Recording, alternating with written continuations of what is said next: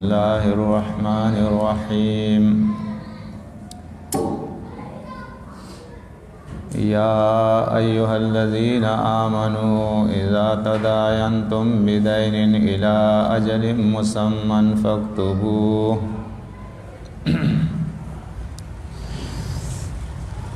سورۃ البقرہ 39واں رکوع ہے۔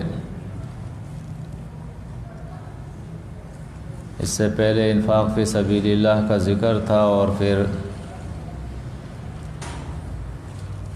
سود سے منع کیا گیا کہ اللہ کے راہ میں مال خرچ کرو، لیکن اس مال خرچ کرنے سے بچو جو سود کی صورت ہو، جس میں قرض دے کر اس پہ منافع لیا جائے۔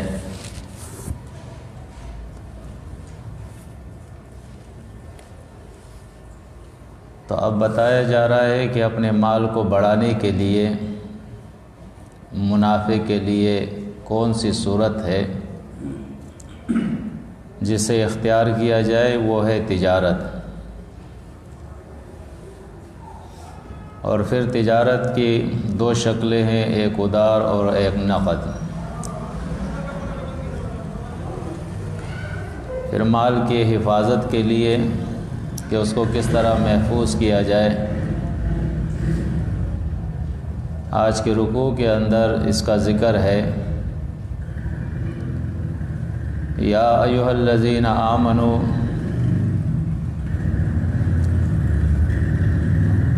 اے وہ لوگوں جو ایمان لائے ہو، یعنی جس طرح روزہ، زکوٰۃ، حج، یہ ساری عبادات مومنوں کے اوپر فرض ہے، کسی مشرک اور کافر کے اوپر فرض نہیں ہے۔ اسی طرح جو معاملات ہے، مسائل ہے،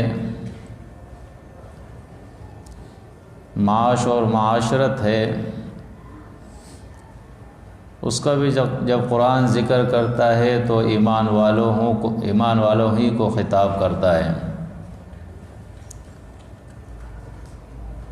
کیونکہ کسی مشرک اور کافر کا عمل اللہ کے بارگاہ کے اندر قابل قبول نہیں، اور نہ مشرک اور کافر اللہ کے بات پر اعتماد کرتے ہیں۔ تو اس لیے یہاں خطاب کیا جا رہا ہے ایمان والوں سے کہ اے ایمان والو، اذا تداینتم، جب تم آپس میں ادار کا معاملہ کرو، جب تم معاملہ کرو آپس میں بدین، ادار کے ساتھ۔ تداین جو ہے ایک دوسرے کے ساتھ معاملہ کرنا، ایسا معاملہ جو ادار کا معاملہ ہو، لین دین بدین، ادار کے ساتھ۔ دین کہتے ہیں ادار کو، قرض کو۔ الی اجل مسمى، وقت مقرر تک۔ اجل کہتے ہیں اس آخری وقت کو جو مقرر کیا گیا ہو، کسی بھی چیز کے لیے، کسی بھی کام کے لیے۔ اور سورہ المائدہ کے اندر اجل بمعنی وجہ جو ہے وہ بھی ہے، مسمن جو ہے یہ اس میں مفعول ہے تسمیۃن سے، یعنی نام رکھا گیا، یعنی وہ مقررہ وقت جس کا تعین ہو۔ فاکتبوہ، پس اسے لکھ لیا کرو۔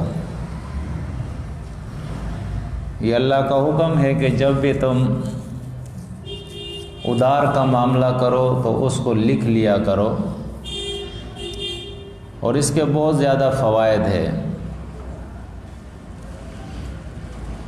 لکھنے سے ایک تو انسان بھولتا نہیں ہے، دوسرا کوئی مکر نہیں سکتا، کوئی کسی کے اوپر اضافی دعویٰ نہیں کر سکتا۔ تو ان فسادات کو ختم کرنے کے لیے، جھگڑے کو ختم کرنے کے لیے، شکوک اور شبہات کو ختم کرنے کے لیے، انصاف اور عدل کو قائم کرنے کے لیے اللہ نے یہ قانون دیا مومنوں کو کہ جب تم معاملہ کرو ادار کا تو اسے لکھ لیا کرو۔ وَلْيَكْتُبْ بَيْنَكُمْ كَاتِبٌ، اور چاہیے کہ لکھے تمہارے درمیان ایک لکھنے والا، کاتب۔ یعنی اگر خود لکھنا نہیں آتا ہے تو دونوں کے درمیان ایک کاتب جو ہے وہ یہ دستاویزات جو ہے تیار کرے، یہ معاملہ جو ہے یہ لکھ لیں بالعدل، انصاف کے ساتھ۔ عدل کہتے ہیں سیدھی ڈنڈی جو ترازو کی ہوتی ہے درمیان میں، کہ اس کا جھکاؤ نہ ایک طرف ہو نہ دوسرے طرف، اس کو عدل کہتے ہیں، یعنی برابری کے ساتھ۔ ولا یأبا، اور انکار نہ کرے، کاتب لکھنے والا، ان یکتبا، یہ کہ لکھے، یعنی اگر اسے لکھنے کے لیے کہا جائے تو کاتب جو ہے وہ لکھنے سے انکار نہ کرے۔ کوئی عذر شرعی ہو تو الگ مسئلہ ہے، لیکن اگر عذر شرعی کوئی نہیں ہے اور کوئی کسی کہے کہ بھائی یہ ہمارا معاملہ ہے آپ لکھ لیں، ہم نہیں لکھ سکتے، تو اسے انکار نہیں کرنا ہے، کیونکہ یہ اللہ کا حکم ہے۔ کما علمہ اللہ، جیسے کہ اللہ رب العزت نے اسے سکھایا، جو علم اللہ نے اسے دیا ہے، لکھنا پڑھنا اسے اللہ نے سکھایا ہے، اس کی توفیق دی ہے، یہ صفت اس کے اندر اللہ نے دی ہے، تو اس علم کے مطابق وہ لکھے۔ فَلْيَكْتُبْ، بس لکھے۔ وَلْيُمْلِلِ الَّذِي، اور املا کرے وہ شخص، زبانی اس کرے وہ شخص۔ یملل جو ہے اصل میں ہم عام طور پر املا کہتے ہیں، الف میم لام الف اور حمزہ، املاء۔ املا عام طور پر معروف ہے ہمارے درمیان، اسکول کے اندر اساتذہ جو ہے وہ املا کرتے ہیں، اور جو طلبہ ہوتے ہیں طلبہ وہ لکھتے ہیں کہ بھائی املا لکھیں، یعنی استاد زبانی کہے گا اور شاگرد لکھیں گے، تو یہ املا جو ہے اسی سے ہے۔ اس کے پہلے لام کو ختم کر کے اس کو یا میں بدلا ہے، یملے ہو گیا، اور اس کے بعد اس یا کا قائم مقام جو ہے وہ حمزہ کو ٹھہرا کر املاء کر دیا اس کو، تو یہاں بھی اس سے مراد املا ہے۔ وَلْيُمْلِلِ الَّذِي، پس چاہیے کہ املا کہے وہ شخص، یعنی زبانی اس معاملے کو بیان کرے وہ شخص، علیہ الحق، جس پر حق ہے، یعنی قرض ہے، جس پر قرض ہے، قرض لینے والا بھی بیٹھا ہوگا اور قرض دینے والا بھی بیٹھا ہوگا، ایک لکھنے والا لکھے گا، تو جس نے قرض لیا ہے مقروض، وہ املا کہے گا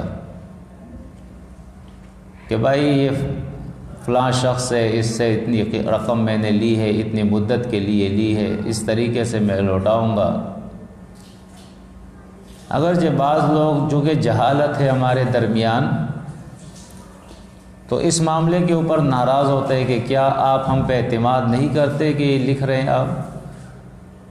تو اس کا جواب یہ ہے کہ اللہ رب العزت کا قانون ہے یہ، اور اس پر عمل کرنا یہ مومنوں کا حق ہے کہ وہ اس پر عمل کرے۔ وَلْيَتَّقِ اللَّهَ، وَلْيَتَّقِ اللَّهَ، اور چاہیے کہ وہ اللہ کی نافرمانی سے بچتا رہے، اللہ کا تقوی اختیار کرے، اللہ سے ڈرے، ربہ کہ اس کا رب ہے، اس کا پیدا کرنے والا ہے، اس کا پالن نہار ہے، اس کے حاجات کو پورا کرنے والا ہے، اس اللہ کے قانون کو مانتے ہوئے نافرمانی سے بچے۔ ولا یبخس منہ شیئا، بخسن کہتے ہیں کسی چیز کے اندر کمی کو، ولا یبخس اور کمی نہ کرے منہ اس میں سے شیئا ذرا بر، یعنی جتنا اس نے لیا ہے، جو کچھ لیا ہے وہ پورا پورا انصاف کے ساتھ بیان کر دے۔ فَإِنْ كَانَ الَّذِي پس اگر ہو وہ شخص علیہ الحق جس پر حق ہے یعنی قرض ہے، سفیہن بے وقوف، عقل اس کا کام نہ کرتا ہو، او ضعیفن یا وہ کمزور ہو، یعنی عمر سے کمزور ہو، اس کی عمر کم ہو، یا زیادہ بڑھاپے میں چلا گیا ہے کمزور ہے، یا بیمار ہے کمزور ہے۔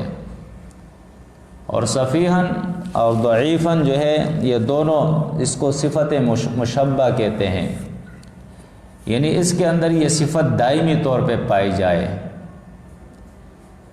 تو فرمایا اگر وہ سفیہن بے وقوف ہو، او ضعیفن یا کمزور ہو، او لا یستطیع ان یمل یا وہ طاقت نہیں رکھتا ہو اس بات کی کہ وہ املا کہے، زبانی اسے بیان کرے، زبان میں کوئی فالٹ ہے، کوئی بیماری ہے، ہوا یہ شخص یعنی یہ قرض لینے والا، فَلْيُمْلِلْ تو چاہیے کہ املا کہے، زبانی بیان کرے اس معاملے کو، ولیہ ولی اس کا رشتہ دار، بیٹا ہے، بھائی ہے، باپ ہے، جو بھی ہے وہ یہ املا کہے، بالعدل انصاف کے ساتھ، وَاسْتَشْهِدُوا اور گواہ بنا لو، شہیدینی دو گواہ، من رجالکم اپنے مردوں میں سے، یعنی نہ صرف لکھنا ہے بلکہ اس پر دو گواہ بھی بنانے ہیں،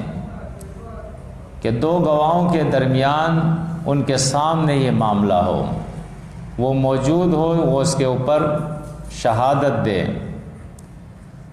فَإِن لَّمْ يَكُونَا پس اگر نہ ہو یہ دو گواہ، رجلین مرد، دو مرد گواہ نہ ہو، فرجل تو ایک مرد، وامرأتانی اور دو عورتیں، اس صورت کے اندر پھر دو عورتیں اور ایک مرد ہوگا۔ تو لازمی بات ہے جب گواہی کوئی عورت دے گی تو وہ پردے کے اندر دے گی، یا اتنے قریب کی رشتہ ہوگا کہ ان سے پردہ نہیں ہوگا، تو ایک مرد اور دو عورتیں جو ہے وہ پھر گواہی دے گی۔ ممن ان میں سے، ترضونا کہ پسند کرتے ہو تم، من الشہداء گواہوں میں سے، یعنی معاشرے کے اندر بعض لوگ ایسے ہوتے ہیں نا جن پر آدمی اعتماد نہیں کرتا ہے یا اسے پسند نہیں کرتا ہے گواہی کے لیے، تو اس لیے اللہ نے فرمایا ممن ترضون من الشہداء، جن کو تم گواہوں میں سے پسند کرو، گواہی کے لیے پسند کرو، ان کو تم رکھو۔ اور دو عورتوں کو رکھنے کی وجہ بیان کی جا رہی، ان تضل اگر بھول جائے، خطا ہو جائے، احداہما دو میں سے ایک کو، ان دو میں سے ایک سے اگر خطا ہو جائے، غلطی ہو جائے، فتذکرا تو یاد دلا دے، احداہما الاخری دو میں سے دوسری، وہ دوسری اسے یاد دلا دے گی کہ یہ معاملہ ایسا نہیں ایسا تھا۔ یہاں پہ مرد کے مقابلے میں عورت کی کمزوری بیان کی جا رہی ہے، عقل کی کمزوری، جسمانی کمزوری، ہر لحاظ سے اللہ رب العزت نے الرجال قوامون علی النساء، اللہ رب العزت نے مردوں کو عورتوں کے اوپر نگراں اسی لیے بنایا ہے کہ اللہ رب العزت نے ان کو فضیلت دی ہے، درجہ دیا ہے عورتوں کے اوپر۔ اسی لیے قرآن اور سنت سے ثابت ہے کہ کسی ملک کی سربراہ جو ہے وہ عورت نہیں ہو سکتی ہے، یہ مرد ہوگا۔ اسی طرح امامت مرد کرتا ہے، اسی طرح بار کے جتنے معاملات ہیں وہ مرد کرتا ہے۔ عورت کا کام ہوتا ہے وہ گھر کے معاملات کو سنبھالے اور اپنے میاں کی مال اور اس کے عزت کی جو ہے وہ حفاظت کرے۔ تو فرمایا ولا یأبى الشہداء، اور انکار نہ کرے گواہ۔ پہلے کہا تھا کہ کاتب انکار نہ کرے، یہاں اللہ فرماتا ہے گواہ انکار نہ کرے۔ اذا ما دعوا، جب انہیں مدعو کیا جائے، بلایا جائے، جب بھی انہیں بلایا جائے گا کہ بھائی آپ کی ضرورت ہے، آپ آئے، تو انہیں آنا ہوگا، وہ انکار نہیں کریں گے۔ ولا تسأموا، اور فرمایا نہ اکتائے۔ سأمتن کہتے ہیں اصل میں اکتانے کو، کمزوری دکھانے کو، سستی کرنے کو، کاہلی کرنے کو۔ تو فرمایا تھکے نہیں، وہ اکتائے نہیں۔ ان اس بات سے تکتبوہ، کہ لکھے وہ اس معاملے کو۔ ہو کی ضمیر راجع ہے اس معاملے کے طرف۔ صغیراً، چھوٹا معاملہ ہو، او کبیراً، یا بڑا ہو۔ قرض جو ہے وہ چھوٹا ہو یا بڑا ہو، یہ نہیں کہے کہ یار تھوڑا سا معاملہ ہے، اس کو کیا لکھنا ہے، کیا ہم گواہی دیں گے، نہیں، اللہ فرماتا ہے لکھو اسے، صغیراً او کبیراً، چھوٹا ہو یا بڑا، الی اجلہ، اس کے وقت مقرر تک۔ ذالکم، اس طرح کرنا، اقسط، زیادہ انصاف کا معاملہ ہے، عند اللہ، اللہ کے نزدیک۔ اب یہ اقسط جو ہے اس کے اندر بھی تھوڑا سا ہم سمجھ لیں۔ ایک ہے قسط یقسط فہو قاسط، اور دوسرا ہے اقسط یقسط فہو مقسط۔ تو دیکھیں قاف سین طا دونوں کے اندر ہے، عربی ایک فصیح زبان ہے، اس کے اندر بھی قاف سین طا ہے، اس کے اندر بھی قاف سین طا۔ لیکن ایک کے بارے میں اللہ فرماتا ہے ان اللہ یحب المقسطین، اللہ مقسطوں کو پسند کرتا ہے، یعنی انصاف کرنے والوں کو پسند کرتا ہے۔ لیکن دوسرے کے بارے میں دیکھیں اللہ فرماتا ہے وَأَمَّا الْقَاسِطُونَ، اور وہ جو قاسط ہے، یعنی قاسط سے مراد جو ہے وہ ظالم ہے، جس طرح سورۃ الجن کے اندر اللہ رب العزت بیان فرماتا ہے قاسط کے بارے میں۔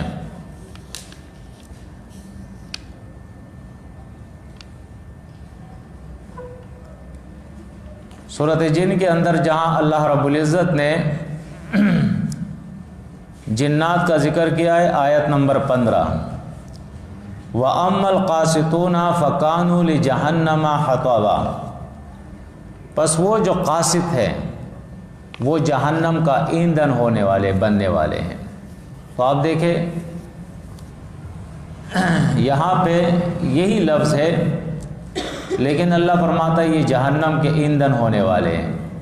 کیوں؟ اس لیے کہ یہ ظالم ہے۔ تو مقسط جو ہے اس کے معنی ہوتے ہیں انصاف کرنے والا، اور قاسط کے معنی ہوتے ہیں ظلم کرنے والا۔ تو یہاں اقسطو جو ہے یہ بمعنی انصاف کے ہے۔ ذالکم، یہ کام کرنا، اقسطو، اس کو اس میں تفضیل کہتے ہیں، یعنی زیادہ انصاف ہے، عند اللہ، اللہ کے نزدیک، وَأَقْوَمُ، اور زیادہ مضبوط بات ہے، لِلشَّهَادَةِ، گواہی کے لیے۔ وَأَدْنَا اور زیادہ قریب ہے، یہ سارے جو ہے تفضیل کے صیغے ہیں، وَأَدْنَا اور زیادہ قریب ہے، اللہ ترتابو کہ تم شک نہیں کرو گے۔ یعنی اس کے لکھنے کا ایک فائدہ کیا ہے؟ اللہ ترتابو کہ تم شک نہیں کرو گے، الا ان تکونا تجارتاً مگر یہ کہ ہو تجارت، حاضرتاً حاضر، تدیرونہا جسے تم گھماتے رہتے ہو، بینکم اپنے درمیان، یعنی وہ معاملہ تجارت جو نقد کا معاملہ ہے، کیش معاملہ ہے، اس میں ادار نہیں ہے۔ اگر ایسی تجارت ہو، فلیس علیکم پس نہیں ہے تمہارے اوپر جناح گناہ، اللہ تکتبوہا کہ تم اسے نہ لکھو۔ اس معاملے کے اندر پھر تمہارے اوپر کوئی گناہ نہیں ہے کہ معاملہ اگر نقد کا ہو، پیسے دے دیے، چیز لے لی، بات ختم ہو گئے۔ وَأَرْشِدُوا اور گواہ بنا لیا کرو، اذا تبعیاتم جب تم لین دین کرو، خرید اور فروخت کرو تو اس کے اندر گواہ بنا لیا کرو۔ تو پھر اس کے اندر ہم سنت کو دیکھتے ہیں، اسی طرح جو سبیل المومنین ہے اس کو دیکھتے ہیں، تو اس سے مراد معاملات ہیں جو خاص نوعیت کے ہوتے ہیں، ورنہ کسی کوئی ماچس خریدنی ہو یا کسی کو کوئی نمک خریدنا ہے، ٹماٹر خریدنا ہے، تو اس کے لیے وہ گواہ نہیں بناتا ہے، بس چیز لیتا ہے اور پیسے دے دیتا ہے۔ لیکن اگر نقد میں بھی وہ گاڑی خریدتا ہے یا مکان خریدتا ہے تو 2 گواہ ضرور اس میں بناتا ہے، تاکہ بعد میں کوئی اس کے اندر پھڈا نہ ہو۔ تو بہت ساری چیزیں جو ہے وہ معروف ہوتی ہے، وہ ضروری نہیں ہوتی ہے کہ آپ اس کو قرآن کی کسی آیت سے اخذ کریں، بلکہ اجمالی طور پہ قرآن ان چیزوں کو بیان کرتا ہے، اور پھر سبیل المومنین کی اتباع اللہ نے اس لیے لازم کی ہے کہ سبیل المومنین سے ہم اس کے اندر جو ہے مدد لیں کہ اس معاملے کو ہم کس طریقے سے کریں گے۔ تو فرمایا وَأَشْهِدُوا اور گواہ بنا لیا کرو، اذا تبعیاتم جب تم خرید اور فروخت کرو ایک دوسرے کے ساتھ، ولا یضار اور تکلیف نہ دے، تکلیف اور ضرر نہ دی جائے، کاتب کاتب کو، ولا شہید اور نہ گواہ کو۔ جہاں اللہ نے کاتب اور شہید کو، گواہ کو پابند کیا ہے کہ وہ انکار نہیں کریں گے، نہ کاتب لکھنے سے انکار کرے گا، نہ شہید گواہی سے انکار کرے گا، تو دوسرے طرف اللہ معاملہ کرنے والوں کو خبردار کرتا ہے کہ وہ کاتب اور شہید کو کسی قسم کا ضرر نہیں دیں گے۔ جیسے آج پاکستان کی حکومت اگر غلطی سے کسی نے کسی معاملے کے اندر گواہی دے دی تو بس اس کا کام ہو گیا، پھر پوری زندگی وہ رولتا رہے، عدالتوں کے چکر لگاتا رہے، اور اس کی دشمنی بھی پکی ہو گئی۔ جس کے خلاف اس نے گواہی دی تو وہ پھر اشاروں سے اس کو کہے گا کہ میں دیکھوں گا تیرے ساتھ۔ تو قرآن مجید مومنوں کو ایسی چیزوں سے منع کرتا ہے کہ ولا یضار کاتب ولا شہید، ضرر اور تکلیف نہ دی جائے کاتب اور شہید کو، لکھنے والے کو اور گواہ دینے والے کو۔ وَإِن تَفْعَلُوا اور اگر تم نے یہ کام کیا، یعنی کاتب کو یا گواہ کو تم نے تکلیف دی، فَإِنَّهُ بے شک یہ، یعنی اس طرح کا کام کرنا، فسوق بکم اس کا گناہ ہے تمہارے اوپر، یہ گناہ ہے تمہارے لیے، فسوق بکم، بکم تمہارے اوپر، یا بکم کو لام کی اگر جگہ لے لے تو فسوق بکم کے معنی ہوں گے تمہارے لیے گناہ ہے۔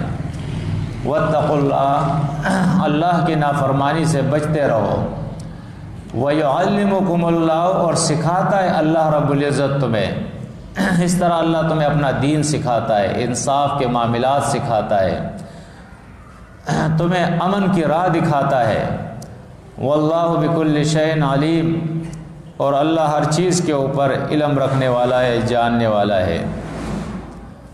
وَإِن كُنتُمْ عَلَى سَفَرٍ اور اگر ہو تم سفر پر، اگر گھر سے باہر ہے، اپنے گاؤں سے باہر ہے، سفر میں ہے، وَلَمْ تَجِدُوا اور تم نہ پاؤ، کاتباً لکھنے والا، کوئی کاتب نہیں ہے، لکھنے والا نہیں ہے، تو اس صورت میں پھر کیا ہوگا؟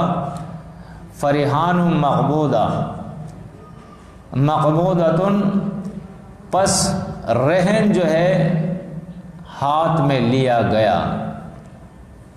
رہن کہتے ہیں کسی چیز کو گروی کرنا، کسی چیز کو گروی کرنا، اپنے قبضے کے اندر لینا۔ اور مقبوضۃ جو ہے اس میں مفعول ہے مؤنث، یعنی اس کو اپنے قبضے میں لیا۔ تو اگر کاتب نہ ہو تو اس صورت کے اندر پھر کیا کرنا ہے؟ فرحان مقبوضۃ، پس پھر رہن ہے قبضے میں لیا ہوا۔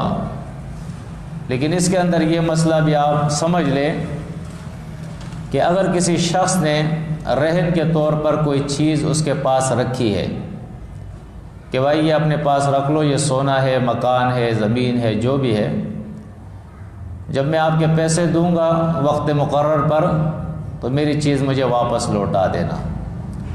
تو اس درمیان میں وہ اس چیز سے فائدہ نہیں اٹھائے گا۔ اگر فائدہ اٹھائے گا تو یہ بھی سود کے زمرے میں چلا جائے گا۔ مثال کے طور پہ مکان دے دیا ہے، رہن کے صورت میں اس کے پاس رکھ دیا، یا زمین رکھ دی ہے، تو اب ایسا نہیں کرے گا کہ مکان کو کرائے پہ دے کے کرایہ یہ خود کھاتا رہے، نہیں، مکان جس کا ہے کرایہ وہی لے گا۔ اس کے پاس صرف اس کے کاغذ ہوں گے بطور امانت کہ وہ اپنی چیز جو ہے اس سے واپس کرا سکے۔ فَإِنْ أَمِنَا، پس اگر اعتماد کر لے، بعضکم، بعض تمہارے، بعضاً بعض کے اوپر، بعض پر اعتماد کر لے کہ بھائی رہن کی بھی ضرورت نہیں ہے، یہ چیزیں تم لے لو اور اتنی مدت میں مجھے واپس لوٹا دو۔ فَلْيُؤَدِّ الَّذِي اؤْتُمِنَ، فَلْيُؤَدِّ، پس چاہیے کہ لوٹائے واپس، الَّذِي، وہ شخص، اؤتمن، جسے امین ٹھہرایا گیا ہے، جس پر اعتماد کیا گیا ہے، امانتہ، امانت اپنی، یعنی اس کے پاس جو امانت پڑی ہے اس امانت کو وہ واپس لوٹا دے۔ وَلْيَتَّقِ اللَّهَ، وَلْيَتَّقِ اللَّهَ، اور چاہیے کہ وہ اللہ کی نافرمانی سے بچے، رَبَّهُ، جو اس کا رب ہے، اپنے رب کے نافرمانی سے وہ بچتا رہے، یعنی ایسا کام نہ کرے جو اللہ کی کتاب، اللہ کے قانون کے خلاف ہو۔ اب ہم دیکھیں پورے ملک کے اندر، بالخصوص اس ملک کی بات ہم کرتے ہیں، ورنہ پوری دنیا کے اندر جتنے بھی اپنے آپ کو مسلم کہنے والے ہیں، کیا اللہ کے ان قوانین کو وہ مانتے ہیں؟ پوری زندگی میں ہم دیکھ لیں، یہ قوانین ضرور موجود ہے اللہ کی کتاب کے اندر، لیکن عمل سے خالی ہے، اس کے اوپر عمل کوئی نہیں کرتا ہے۔ اللہ کی کتاب کو یہود و نصارہ کے طرح اس امت کی اکثریت نے بھی پس پش ڈال دیا ہے، بس صرف چوما چاٹی کے لیے اس کتاب کو رکھا ہے، غلافوں میں، کپڑوں میں لپیٹ کے اوپر طاق پہ اٹھاتے ہیں، چومتے ہیں، پھر رکھ دیتے ہیں، یا زیادہ سے زیادہ ناظرے سے پڑھتے ہیں، یا اگر کسی نے ترجمہ کر بھی لیا ہے تو علم جتلانے کے لیے، اپنا آپ کو عالم کہلانے کے لیے، یا درس و تدریس کے طور پہ ہوتا ہے۔ لیکن ایسے لوگ بہت کم ہیں کہ اس کتاب کو، اللہ کی کتاب کو غور و فکر کے ساتھ پڑھتے ہیں، اس لیے کہ اس کو سیکھے اور اس پہ عمل کرے اور اس کی تبلیغ کرے۔ پھر ایسے لوگ بہت کم ہیں، اور اسلام ایسے لوگوں کو چاہتا ہے کہ قرآن مجید کو اس نظریے سے پڑھے کہ یہ اللہ کی قانون کی کتاب ہے، اس کو پڑھ کے اس پہ عمل کرنا ہے، اور پھر اس قانون کو اللہ کے اس قانون کو لوگوں تک پہنچانا ہے۔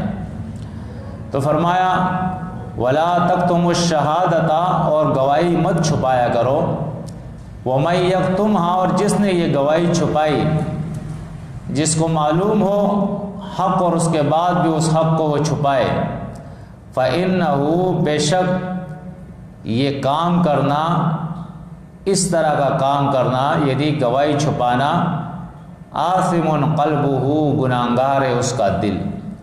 جو اس قسم کا کام کرے گا تو اس کا دل جو ہے گناہگار ہے، یعنی یہ ایسا گناہ ہے جو پکا گناہ ہے، اس کے اندر شک نہیں ہے، کیونکہ وہ گناہ جو انسان دل کے ارادے سے نہ کرے تو ایسے گناہوں کو اللہ معاف کر دیتا ہے، غلطی سے ہو جائے، خطا سے ہو جائے، ناسمجھی سے ہو جائے۔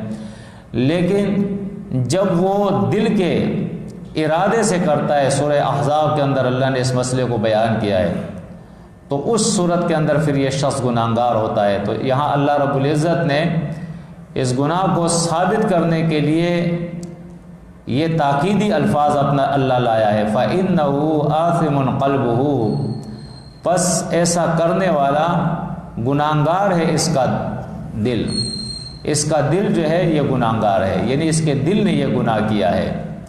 یہاں قلبہ جو ہے اس میں فاعل ہے، یہ گناہ کرنے والا ہے۔ واللہ بما تعملون علیم، اور اللہ وہ کچھ جو تم کرتے ہو علیم جانتا ہے۔ سبحانک اللہم و بحمدک، اشہد ان لا الہ الا انت، استغفرک۔